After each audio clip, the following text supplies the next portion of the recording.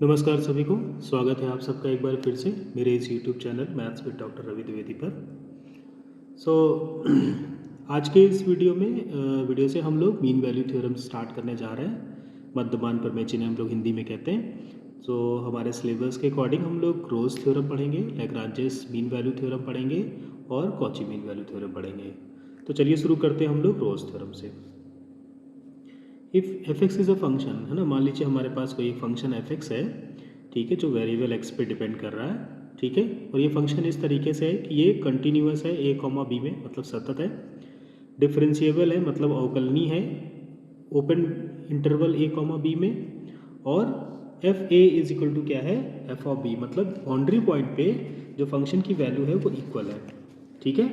अगर ये तीन कंडीशन कोई फंक्शन सेटिस्फाई करता है तो हम कहेंगे कि इस open interval A comma B में हमें एक पॉइंट सी इस तरीके से जरूर मिलेगा जिसके लिए क्या होगा, एफ डैश सी की वैल्यू 0 होगी, ठीक है। तो ये हमारी रोज थ्योरम है। कोई फलन हमारे पास है वेरिएबल एक्स में जो क्लोज इंटरवल यानी कि बंद अंतराल में सतत है और खुले अंतराल में अवकलनीय है तथा, है ना, एफ ए बराबर एफ बी है। तो एक हमें पॉइंट सी ऐसा मिलेगा इस open interval A comma B में जिसके लिए एफ डैश सी का मान 0 होगा। चलिए हम लोग इसका प्रूफ देखते हैं। मोस्टली एग्ज़ाम में पूछा जाता है, ठीक है। और इसके साथ ही मतलब इसमें या तो पूरा स्टेटमेंट दे दिया जाएगा प्रूफ करो, या फिर सीधे लिख दिया जाएगा state and prove Rolle's theorem. तो आपको इस स्टेटमेंट प्रूफ के साथ साथ स्टेटमेंट को भी याद रखना है, ठीक है। चलिए शुरू करते हैं। अब देखो, सबसे पहले तो हम थोड़ा एनालाइज कर लेते हैं। हमें यहाँ पे दिया गया F A is equal to F B, ठीक है। तो मान लो कोई अगर हमारा फंक्शन इस तरीके से है, मैं यहाँ पे ऐसे बनाता हूँ फंक्शन, ठीक है। ये इस तरीके से ऐसे कुछ ऐसे हमारा फंक्शन है, ठीक है। तो देखो, और ये मान लेते हैं कि हमारा पॉइंट है ए और यहाँ कोई पॉइंट हमारा है बी,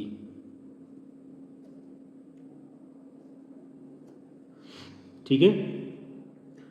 तो अगर इन दोनों पॉइंट्स में हमारे फंक्शन की वैल्यू इक्वल है, इन दोनों पॉइंट्स पे क्या है, हमारे फंक्शन की वैल्यू इक्वल है, तो वहाँ पे कुछ कंडीशंस बन सकती हैं।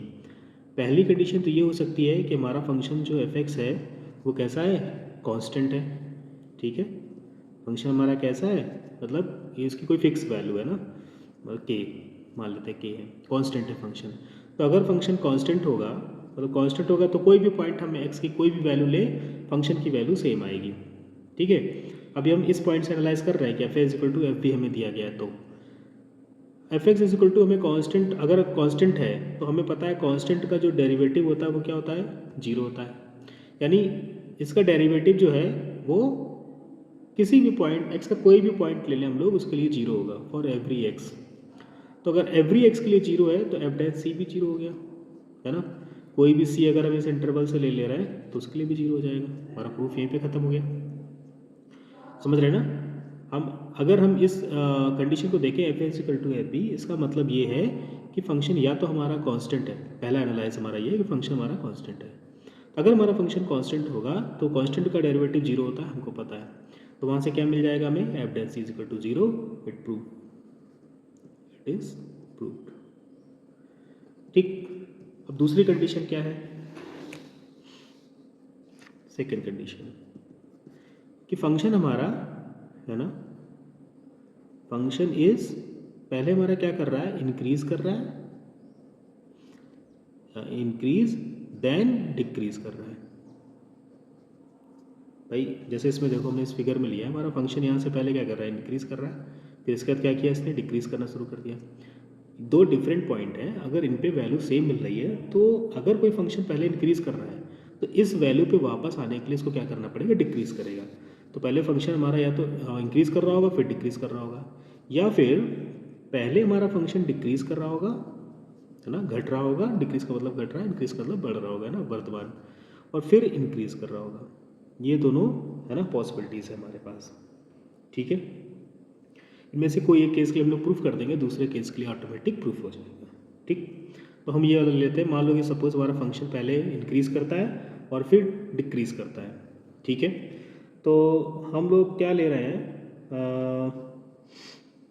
मान लेते हैं कि सपोज एफ एक्स जो हमारा है वो क्या कर रहा है, इंक्रीजेस, ठीक है, इंक्रीज कर रहा है, ठीक, फिर उसके बाद डिक्रीज करेगा, ठीक है, एंड एट सम पॉइंट, है ना, कोई एक ऐसा बिंदु हमें मिलेगा एट सम पॉइंट सी, है ना, इट स्टार्ट डिक्रीजिंग,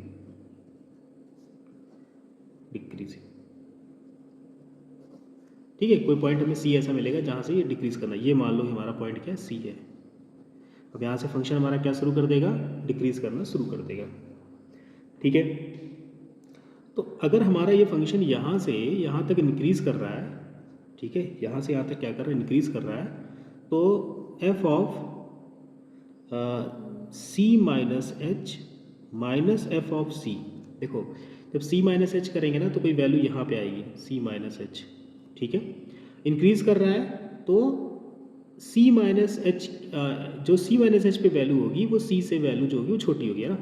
मतलब मैं ये कह रहा हूँ कि अगर फंक्शन इंक्रीजिंग है तो इंक्रीजिंग फंक्शन की डेफिनेशन होती है कि अगर F X is greater than F Y implies X greater than Y, या फिर X greater than Y implies F X greater than F Y, कि मतलब अगर एक्स वाई से बड़ा है, फंक्शन इंक्रीजिंग है, तो एफ एक्स एफ वाई से बड़ा होगा, ठीक है। अगर x की वैल्यू y से बड़ी है तो एफ एक्स की वैल्यू एफ वाई से बड़ी होगी, कब, जब फंक्शन हमारा इंक्रीजिंग है, मतलब वर्तमान स्थिति में, और इसका उल्टा होता है अगर फंक्शन डिक्रीजिंग है। देखो यहाँ पे c माइनस एच और c में कौन सा बड़ा है, c बड़ा है, तो c बड़ा है, इसका मतलब एफ सी की वैल्यू बड़ी होनी चाहिए, बड़ी होनी चाहिए, तो इसका मतलब ये मिल जाएगी नेगेटिव वैल्यू, हमको लेस देन 0 मिलेगा, क्योंकि हम छोटी क्वांटिटी से बड़ी क्वांटिटी को माइनस कर रहे हैं, ठीक है। और एंड अब अगर हम f of c plus H से c को माइनस कर रहे हैं, ठीक है, तो ये वैल्यू हमको कैसे मिलेगी, पॉजिटिव वैल्यू मिलेगी, क्योंकि c प्लस एच कहाँ पे होगा, यहाँ पे होगा, एक मिनट, है ना, तो ये वैल्यू भी हमको निगेटिव मिलेगी। देखो क्यों, क्योंकि अब c के बाद जो फंक्शन हमारा है ना वो डिक्रीज करना शुरू कर दे रहा है। जब फंक्शन डिक्रीज करना शुरू करता है तो कंडीशन कैसे चेंज होती है, कंडीशन चेंज होती है x greater than Y implies F X less than F Y, कब होगा ये, डिक्रीजिंग के लिए, मतलब उसका रिवर्स होता है ये, ठीक है। और ये कब होता है, इंक्रीजिंग के लिए, अगर फंक्शन इंक्रीज कर रहा है तो F C plus H minus F C की वैल्यू क्या आ जाएगी, लेस देन 0 आ जाएगी। तो यहाँ से देखो अगर हम इस वाले को, है ना, दोनों को पहले हम एच से डिवाइड कराते हैं, क्या कराते हैं, एच से डिवाइड कराते हैं, F of C minus H minus F C upon H less than 0 and F of C plus H minus F C upon H less than 0, ठीक है। एच हमारी कैसी क्वांटिटी है, कोई ग्रेटर देन 0 क्वांटिटी है, ठीक है, एच हमारी जो है वो एक पॉजिटिव क्वांटिटी मान लेते हैं हमारी, ठीक है, एच बहुत स्मॉल है, पॉजिटिव क्वांटिटी है। अब जरा देखो यहाँ पे अगर हम यहाँ पे लिमिट एच टेंस टू 0 ले लें, है ना, क्या ले लें, लिमिट एच टेंस टू 0, उसके पहले एक मिनट जरा हम इसको थोड़ा सा और इसको बना लेते हैं फॉर्मूले के फॉर्म में, तो ये बन जाएगा, हम यहाँ से क्या करें, माइनस से मल्टीप्लाई करा दें, F of C minus H minus F of C upon minus H, जब माइनस से मल्टीप्लाई कराते हैं किसी इक्वलिटी में तो ये जो इक्वलिटी साइन होता है चेंज हो जाता है, ग्रेटर देन 0 हो गया, ठीक है। और इसको एज इट इज रखते हैं, C plus H minus F C upon H less than 0। हम इसको इसलिए ऐसा कर रहे हैं कि जब हम इस पर limit H tends to 0 apply करेंगे, एच टू 0, तो ये हो जाएगा F C minus H minus F C upon H, ठीक है, greater than 0 and limit H to 0 C plus H minus F of C upon H less than 0, ठीक है। अब जरा देखो, क्योंकि हमारा फंक्शन कैसा है, हमारा फंक्शन डिफरेंशिएबल है ना, हमने क्या ले रखा है कि हमारा जो फंक्शन है वो डिफरेंशिएबल है, और हमें पता है कि लेफ्ट हैंड डेरिवेटिव की डेफिनेशन क्या होती है, ये minus H, F of C minus H minus F C upon minus H, right hand derivative की होती है F of C plus H minus F C upon H. तो यहाँ से क्या मिल जाएगा हमें, ये लेफ्ट हैंड डेरिवेटिव मिलेगा F dash C greater than 0, और ये राइट हैंड डेरिवेटिव मिलेगा सी लेस देन 0। अब फंक्शन हमारा डिफरेंशिएबल है तो left hand derivative right hand derivative दोनों कैसे होने चाहिए, इक्वल होने चाहिए, ठीक है। तो अब ये पॉजिटिव है ये नेगेटिव है, ऐसा तो पॉसिबल ही नहीं है, ठीक है। तो कि अगर कोई डिफरेंशियल फंक्शन है तो उसका लेफ्ट हैंड डेरिवेटिव पॉजिटिव आ जाए, राइट हैंड डेरिवेटिव नेगेटिव आ जाए। तो इसका मतलब ये दोनों कब कॉन्साइड होंगे, जब दोनों की वैल्यू क्या आ जाए, 0 आ जाए। तो दिस इम्प्लाइज कि जो एफ डैश सी है, जो डेरिवेटिव है, उसकी वैल्यू क्या आ जाएगी, 0 आ जाएगी। ठीक है, तो ये हमारा प्रूफ हो जाता है। सिमिलरली हम लिख देंगे कि अगर पहले फंक्शन हमारा डिक्रीज करेगा, पहले अगर फंक्शन हमारा डिक्रीज करता है, ठीक है, तो जो यहाँ पे हमने लेस देन 0 लिखा था, ठीक है, अगर वो डिक्रीज कर रहा है तो ये ग्रेटर देन 0 हो जाएगा, और ये वाला हमारा लेस देन 0, हाँ, और ये फिर इंक्रीज़ करेगा तो ये वाला पॉजिटिव हो जाएगा। तो हम उस तरीके से दोनों का फिर सेम साइन मिल जाएगा और फिर हम लोग बना पाएंगे उसको। ठीक है, तो उसको प्रूफ करने की ज़रूरत नहीं है, हमें बस इतना ही करना है कि हमारे 3 केसेस बनना है, उनमें से पहला केस हमारा ये बनना है, मान लिया हमने कि फंक्शन हमारा कांस्टेंट है, तो हमने दिखा दिया अगर कांस्टेंट होगा तब भी एफ डैश सी 0 मिलेगा, एक सी ऐसा मिलेगा हमें। मान लो अगर हमारा पहले फंक्शन इंक्रीजिंग फिर डिक्रीजिंग है, तब भी हमें एक सी ऐसा मिलेगा जिसके लिए एफ डैश सी की वैल्यू क्या आएगी, 0 आएगी। और सिमिलरली हम लिख सकते हैं कि पहले अगर फंक्शन डिक्रीज कर रहा है फिर इंक्रीज कर रहा है, तब भी हमें एक सी मिलेगा जिसके लिए हमारे फंक्शन की वैल्यू क्या होगी, एफ डैश सी की वैल्यू जो है वो 0 आएगी। ठीक है, तो ये रोल्स थ्योरम है, इसका स्टेटमेंट और प्रूफ है ना, दोनों हमें याद रखने हैं, एग्जाम में पूछा जाता है, बहुत इंपॉर्टेंट है ये। इसी बेस्ड हम एक क्वेश्चन कर लेते हैं। ये मैंने क्वेश्चन लिखा हुआ है, वेरीफाई रोल्स थ्योरम, है ना, रोल्स थ्योरम को वेरीफाई करता है। दूसरा जो इस टॉपिक से क्वेश्चन आता है वो इस तरीके से आएगा कि रोल्स थ्योरम को वेरीफाई करो। ठीक है, आजकल एमसीक्यूज भी आते हैं, तो कोई भी फिर जो रोल्स थ्योरम के जो कॉन्सेप्ट हैं, जो उसमें पॉइंट्स हैं, वो सब याद होने चाहिए, उनमें से कोई भी पॉइंट जो है वो पूछा जा सकता है। वेरीफाई रोल्स थ्योरम है ना, तो हमें ये फंक्शन दिए गए हैं जिसके लिए हमें रोल्स थ्योरम को वेरीफाई करना है। हम सबसे पहले सेकंड वाला एग्जांपल ले लेते हैं, F X is equal to X square minus 6x plus 8, और इंटरवल हमारा है 2 to 4, अंतराल हमारा 2 से 4 है। अब देखो ये फंक्शन रोल्स थ्योरम, हमें इस फंक्शन के लिए रोल्स थ्योरम को वेरीफाई करना है, पर उससे पहले हमें ये देखना है कि क्या इस फंक्शन पे रोल्स थ्योरम एप्लीकेबल है कि नहीं है ना, क्योंकि हमने जो कंडीशन पढ़ी रोल्स थ्योरम के लिए कि जब कोई फंक्शन गिवन 3 कंडीशंस को सेटिस्फाई करता है तभी उस पर रोल्स थ्योरम जो है वो अप्लाई होगी। ठीक है, तो सबसे पहली कंडीशन क्या है हमारी, सबसे पहली कंडीशन ये है कि फंक्शन कैसा होना चाहिए, कंटिन्यूअस होना चाहिए इस क्लोज इंटरवल 2,4 में। ठीक, तो मैंने जब कंटिन्यूटी वाला टॉपिक कराया था तो मैंने वहाँ पे लिखवाया था कुछ प्रॉपर्टीज़ में कि कोई भी अगर पॉलिनोमियल है ना, वो एवरीवेयर कॉन्टिन्यूअस होता है। क्या होता है, एवरीवेयर कॉन्टिन्यूअस होता है। मैं सजेस्ट करूँगा जिन लोगों ने कंटिन्यूटी वाला वीडियो नहीं देखा है जाकर के पहले वो वीडियो देख लें। ठीक है, तो देखो हमारा फंक्शन क्या है, x square minus 6x plus 8 है, और ये क्या है, पॉलिनोमियल है। तो F X is a polynomial and polynomials are everywhere continuous, and polynomials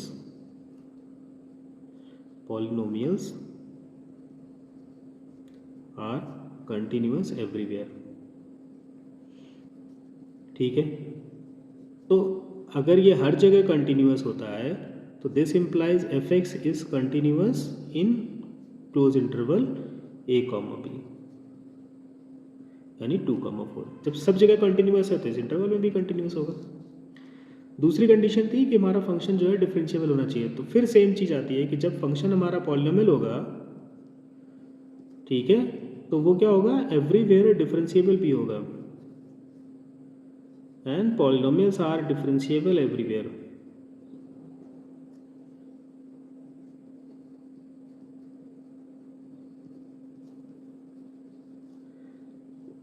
everywhere, तो जब एवरीवेयर डिफरेंशिएबल है तो इस ओपन इंटरवल में भी डिफरेंशिएबल होगा इन 2,4। ठीक है, अब थर्ड कंडीशन की बात करते हैं। थर्ड कंडीशन में क्या है, एफ ए का मतलब एफ ऑफ 2 है ना, यहाँ पे ए की वैल्यू 2 है, बी की वैल्यू 4 है। एफ ऑफ 2 यानी जो हमारा फंक्शन दिया गया है उसमें हम एक्स की जगह 2 रख दें, तो 2 स्क्वायर माइनस 6 इंटू 2 प्लस 8, 8 4 कितना हो गया, ये 12 माइनस 12 0 आ गई वैल्यू इसकी। फिर F4 निकाल लेते हैं हम लोग, है ना, x की जगह हम लोग यहाँ पे 4 रख देते हैं, 4 स्क्वायर माइनस 6 इंटू 4 प्लस 8, तो ये 16 हो गया, 8 24 माइनस 24 ये 0 आ गया। ठीक, तो हम क्या देख सकते हैं कि एफ ऑफ 2 जो हमारा है वो एफ ऑफ 4 के इक्वल भी है। ठीक है, तो ये जो रोल्स थ्योरम की जो 3 कंडीशन थी, कंटिन्यूअस, डिफरेंशिएबल और एट बाउंड्री पॉइंट्स पे वैल्यू इक्वल होनी चाहिए। तीनों कंडीशन ये फंक्शन हमारा सेटिस्फाई कर रहा है। तो इसके बाद हम लिखेंगे कि this implies Rolle's theorem is applicable. Rolle's theorem जो है वो एप्लीकेबल है। ठीक, अगर एप्लीकेबल है तो हम लोग फिर क्या करेंगे, एफ डैश एक्स निकालेंगे। क्या निकालेंगे? जो फंक्शन हमें दिया जाएगा उसका हम लोग डेरिवेटिव निकालेंगे, है ना, औकलन करेंगे उसका। तो एक्स स्क्वायर का औकलन हो गया 2x, माइनस 6x से आ गया -6 और 8 का हो गया 0।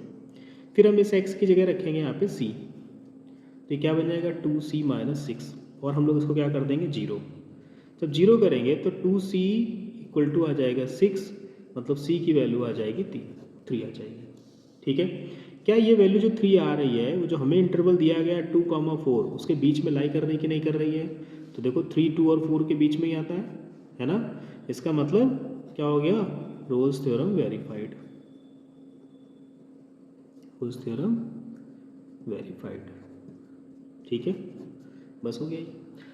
ठीक है, तो बहुत इजी है, हमें रोल्स थ्योरम का स्टेटमेंट याद रखना, उसका प्रूफ याद रखना, और हर एक क्वेश्चन हम इसी तरीके से करेंगे। अगर कोई फंक्शन ऐसा हमें मिलता है जो कंटिन्यूस नहीं है या डिफरेंशिएबल नहीं है या उसकी एट द एंड पॉइंट पे वैल्यू बराबर नहीं है, तो उस पर रोल्स थ्योरम जो है वो एप्लीकेबल ही नहीं होगी। एप्लीकेबल नहीं होगी तो कैन नॉट बी वेरीफाइड।